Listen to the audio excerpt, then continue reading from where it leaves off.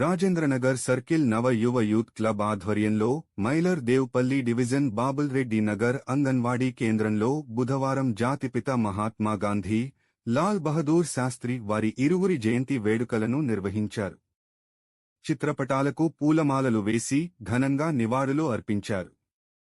ఈ కార్యక్రమంకు ముఖ్య అతిథులుగా నవయువ యూత్ క్లబ్ ఉపాధ్యక్షులు రమేష్ రెడ్డి, సహాయ కార్యదర్శి కొంపల్లి జగదీష్, సాంస్కృతిక కార్యదర్శి గోంత్యాల శ్రీనివాస్ హాజరయ్యారు.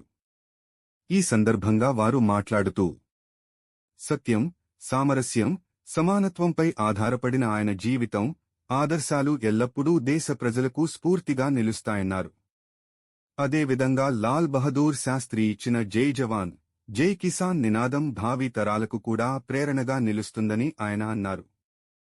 దేశ స్వాభిమానం కోసం ఆయన జీవితాన్ని అంకితం చేశారని కొనియాడారు.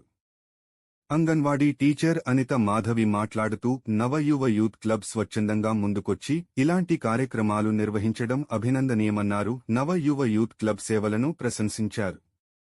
ఈ కార్యక్రమంలో క్లబ్ ఉపాధ్యక్షులు రమేష్ రెడ్డి, సహాయ కార్యదర్శి కొంపల్లి జగదీష్, సాంస్కృతిక కార్యదర్శి గోంత్యాల శ్రీనివాస్, అంగన్వాడీ టీచర్లు అనిత, మాధవి, సంగీత, ఇంద్ర, మంగ, మణమ్మ తదితరులు పాల్గొన్నారు.